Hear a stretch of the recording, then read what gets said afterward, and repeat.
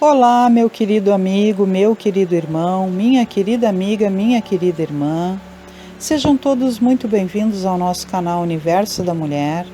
Aqui é sua amiga e irmã Anita Castro e nós estamos começando mais uma partilha das obras de André Luiz.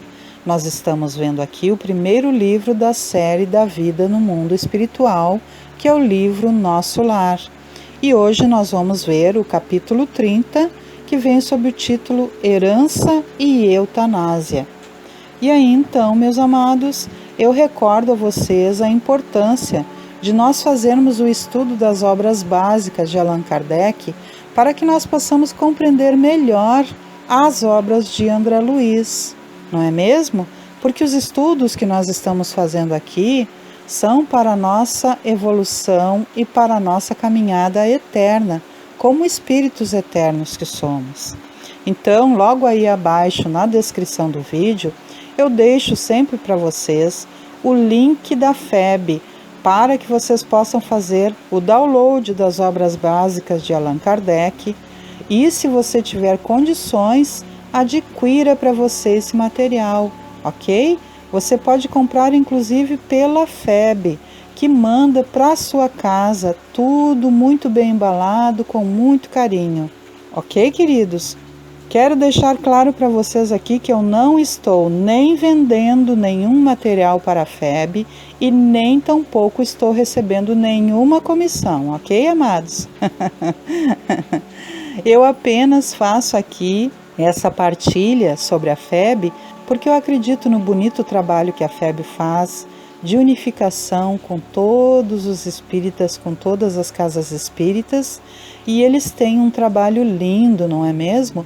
De impressão dos materiais, dos livros abençoados de vários médiuns, como, por exemplo, todos os livros do Chico Xavier e também as obras de Allan Kardec.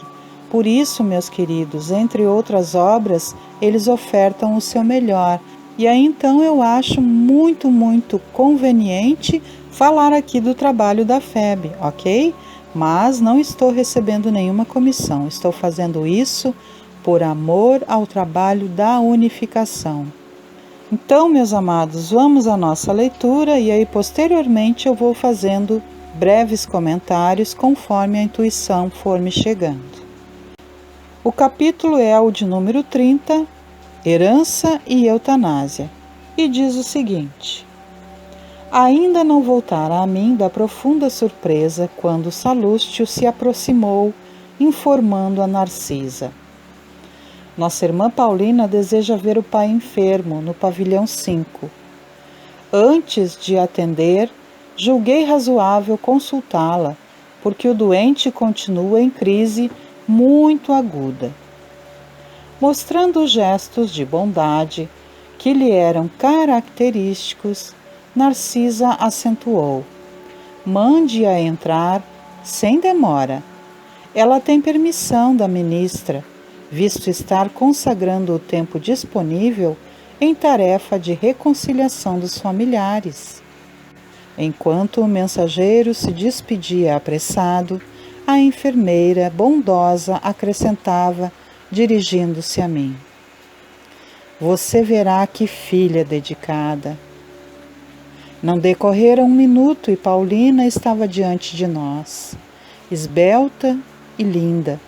Trajava uma túnica muito leve, tecida em seda luminosa. Angelical beleza caracterizava-lhe os traços fisionômicos, mas os olhos denunciavam extrema preocupação.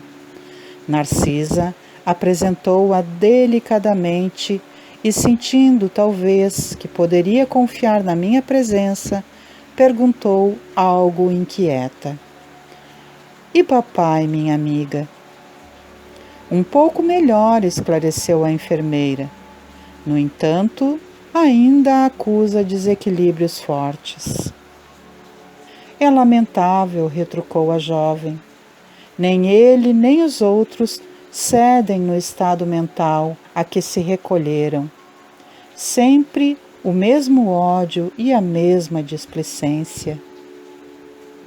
Narcisa nos convidou a acompanhá-la e minutos após tinha diante de mim um velho de fisionomia desagradável, olhar duro, cabeleira desgrenhada, rugas profundas, lábios retraídos, inspirava mais piedade que simpatia. Procurei, contudo, vencer as vibrações inferiores que me dominaram, a fim de observar acima do sofredor o irmão espiritual. Desapareceu a impressão de repugnância, aclarando-se-me os raciocínios. Apliquei a lição a mim mesmo. Como teria chegado por minha vez ao Ministério do Auxílio? Deveria ser horrível meu semblante de desesperado. Quando examinamos a desventura de alguém, lembrando as próprias deficiências, há sempre asilo para o amor fraterno no coração. Olha, gente, quero fazer um comentário aqui já nessa parte. Esse irmão aqui, que é o pai dessa menina, dessa moça, ele é evidentemente um ser que está ali internado nas dependências de nosso lar, em tratamento, e é uma pessoa de aparência sofrida, não é? E aqui André Luiz nos descreve ele com uma fisionomia desagradável. Mas, quando André Luiz percebeu que ele estava pendendo para o julgamento e para a repugnância daquele irmão, ele então trouxe a sua lembrança, a sua situação quando ele chegara ali no Ministério do Auxílio. E aí, gente, este é um exemplo a ser seguido, porque pensemos desta mesma forma quando formos observar a vida das pessoas, quando às vezes a gente acaba julgando os nossos irmãos. Quando nós formos observar a vida de alguém que nós estamos auxiliando, façamos com carinho, relembrando as situações difíceis pelas quais nós mesmos passamos. Nos relembremos, meus queridos, que, se não nesta vida, em outras vidas, nós podemos ter passado por situações iguais ou até muito piores, que essas que esse irmão que está diante de nós e que talvez nós desejemos julgar, está passando. Aqui, André Luiz está nos dando essa lição de empatia, de respeito, de consideração. Não é mesmo? É um exemplo muito lindo a ser seguido por nós. Prosseguindo a nossa leitura então, André Luiz diz o seguinte: o velho enfermo não teve uma palavra de ternura para a filha, que o saudou carinhosa. Através do olhar que evidenciava aspereza e revolta, semelhava-se a uma fera humana enjaulada. Papai, o senhor sente-se melhor? Perguntou com extremo carinho filial. Ai, ai! Gritou o doente em voz estentórica. Não posso esquecer o infame, não posso descansar o pensamento, ainda o vejo a meu lado, ministrando-me o veneno mortal. Não diga isso, papai, pediu a moça delicadamente. Lembre-se de que Edelberto entrou em nossa casa como filho enviado por Deus. Meu filho? Gritou o infeliz. Nunca, nunca! É criminoso sem perdão, filho do inferno! Paulina falava agora com os olhos rasos d'água. Ouçamos, papai, a lição de Jesus, que recomenda nos amemos uns aos outros. Atravessamos experiências consanguíneas na terra para adquirir o verdadeiro amor espiritual. Aliás, é indispensável reconhecer que só existe um Pai realmente eterno, que é Deus. Mas o Senhor da vida nos permite a paternidade ou a maternidade no mundo, a fim de aprendermos a fraternidade sem mácula. Nossos lares terrestres são cadinhos de purificação dos sentimentos ou templos de união sublime, a caminho da solidariedade universal, muito lutamos e padecemos até adquirir o verdadeiro título de irmão. Somos todos uma só família na criação, sob a bênção providencial de um Pai único. Ouvindo-lhe a voz muito meiga, o doente se pôs a chorar convulsivamente. Perdoe Edelberto, papai. Procure sentir nele não o filho leviano, mas o irmão necessitado de esclarecimento. Estive em nossa casa ainda hoje, lá observando extremas perturbações. Daqui, deste leito, o Senhor envolve todos os nossos enfluídos de amargura e incompreensão, e eles lhe fazem o mesmo por idêntico modo. O pensamento em vibrações sutis alcança o alvo por mais distante que esteja.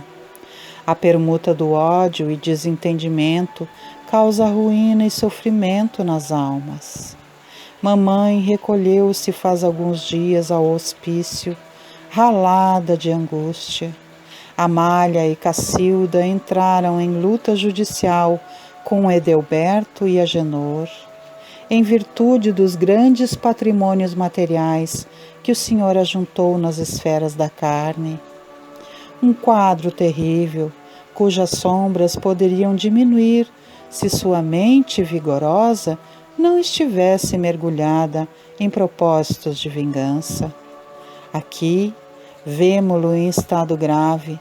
Na terra, mamãe louca e os filhos perturbados, odiando-se entre si. Em meio de tantas mentes desequilibradas, uma fortuna de 1.500.000 cruzeiros. E que vale isso, se não há um átomo de felicidade para ninguém? Mas eu leguei enorme patrimônio à família, atalhou o infeliz rancorosamente, desejando o bem-estar de todos. Paulina não o deixou terminar, retornando a palavra. Nem sempre sabemos interpretar o que seja benefício no capítulo da riqueza transitória. Se o Senhor assegurasse o futuro dos nossos, garantindo-lhes a tranquilidade moral e o trabalho honesto, seu esforço seria de valiosa previdência.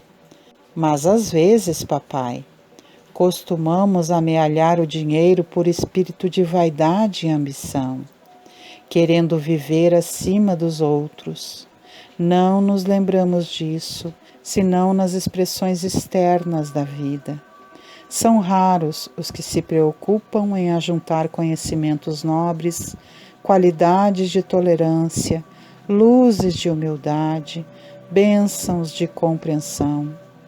Impomos a outrem os nossos caprichos, afastamo-nos dos serviços do Pai, esquecemos a lapidação do nosso espírito. Ninguém nasce no planeta simplesmente para acumular moedas nos cofres ou valores nos bancos. É natural que a vida humana peça o concurso da previdência e é justo que não prescinda da contribuição de mordomos fiéis, que saibam administrar com sabedoria. Mas ninguém será mordomo do Pai com avareza e propósitos de dominação. Tal gênero de vida arruinou nossa casa. Debalde, noutro tempo, busquei levar socorro espiritual ao ambiente doméstico. Enquanto o senhor e mamãe se sacrificavam por aumentar haveres, Amália e Cacilda esqueceram o serviço útil e, como preguiçosas da banalidade social, encontraram ociosos que as desposaram, visando as vantagens financeiras. Agenor repudiou o estudo sério, entregando-se a más companhias. Edelberto conquistou o título de médico, aliando-se por completo da medicina e exercendo-a tão somente, de longe em longe, à maneira do trabalhador que visita o serviço por curiosidade.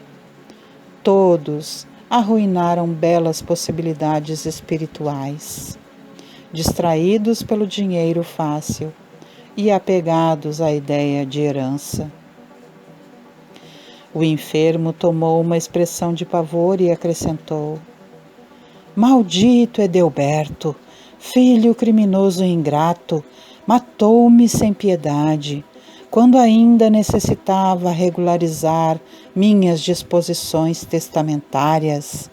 Malvado, malvado! Cale-se, papai. Tenha compaixão de seu filho, perdoe e esqueça. O velho, porém, continuou a praguejar em voz alta. A jovem preparava-se para discutir, mas Narcisa endereçou-lhe significativo olhar, chamando Salúcio para socorrer o doente em crise. Calou-se Paulina, acariciando a fronte paterna e contendo a custo as lágrimas. Daí a instante, retirava-me em companhia de ambas, sob forte impressão. As duas amigas trocaram confidências ainda por alguns minutos, despedindo-se Paulina a evidenciar muita generosidade nas frases gentis, mas muita tristeza no olhar, afogado em justa preocupação. Olha só, gente, essa é uma história muito triste que ocorre em várias e várias famílias aqui no planeta Terra, não é mesmo?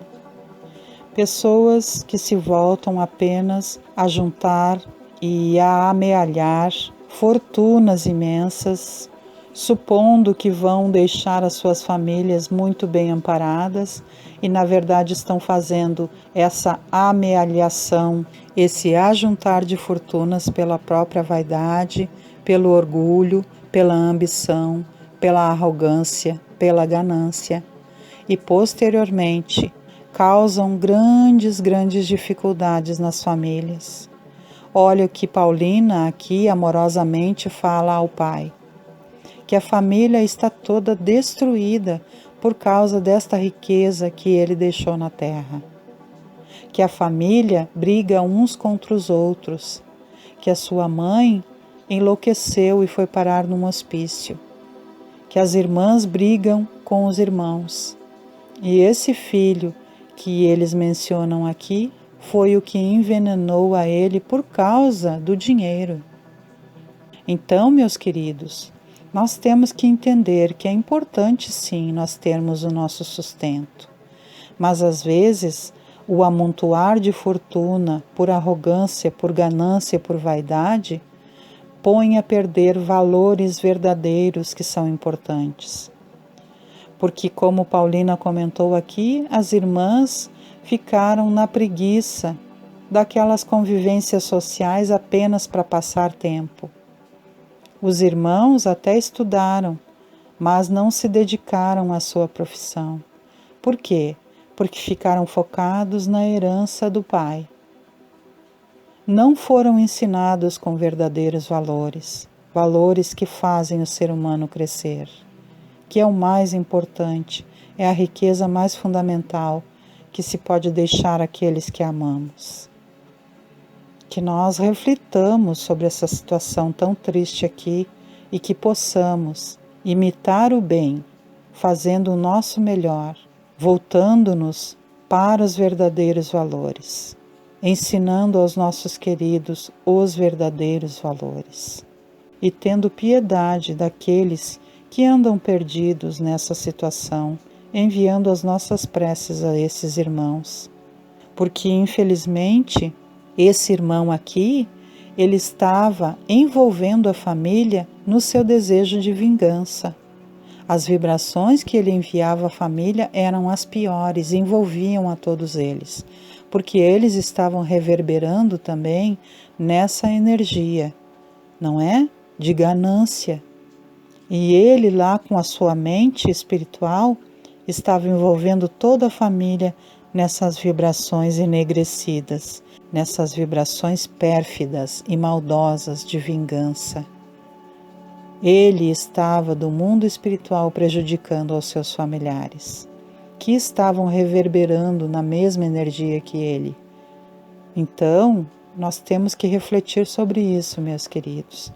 Manter-nos sempre em elevados pensamentos, procurando fazer o nosso melhor aqui na Terra, enviando àqueles que partiram o nosso amor, e não nos apegando a coisas e a heranças que ficaram.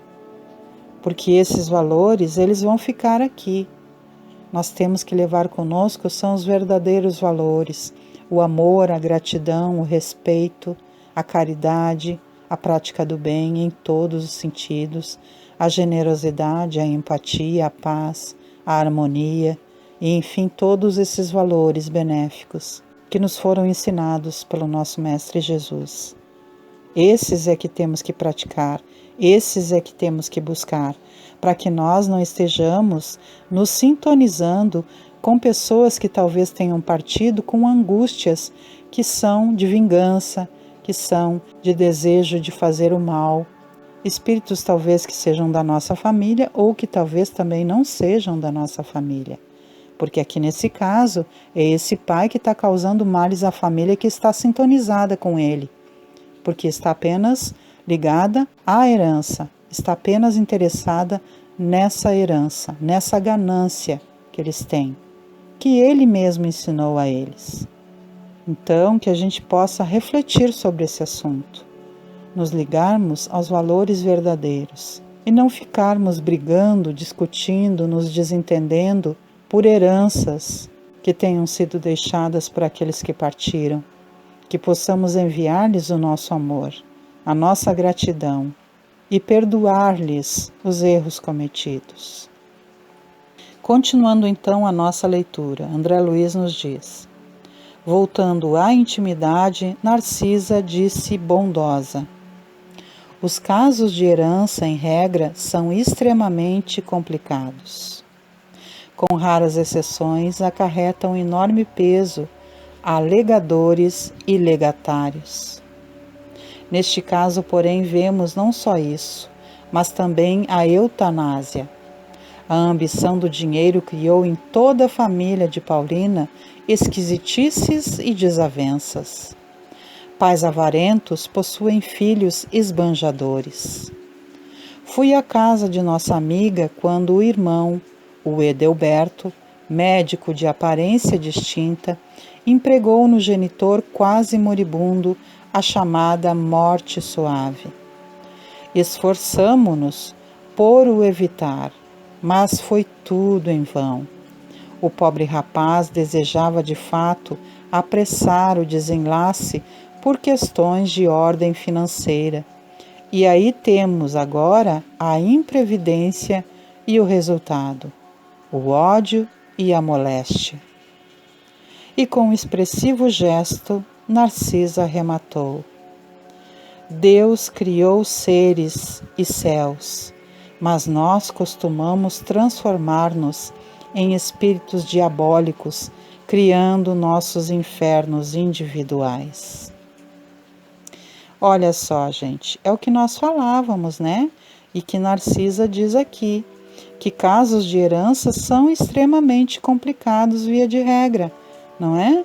Com raras exceções, porque essas heranças, tanto para aqueles que recebem quanto para aqueles que deixaram, que estão apegados, acarretam enorme peso. E no caso aqui, nós vemos então a situação da eutanásia que esse filho, como médico, causou ao pai, mas não para aliviar o sofrimento do pai, e sim para apressar a sua partida, interessado no esbanjamento da sua herança, não é? Então, olha que triste o desenlace de todas essas questões ligadas às finanças. O que está acontecendo aqui? Tristemente, por causa dessa imprevidência que vem trazendo o resultado de ódio, de moléstia, tanto a moléstia, a doença espiritual deste homem que aqui está, como também da família que ficou na Terra. Como nós vemos isso se repetir várias e várias vezes, queridos. Que nós reflitamos, que nós nos apeguemos sim aos valores verdadeiros, que nós não estejamos apenas focados nos valores financeiros, nas heranças, naquilo que ficou, porque isso também ficará aqui quando nós partirmos. E o que temos ajuntado, o que será? Bens e valores espirituais?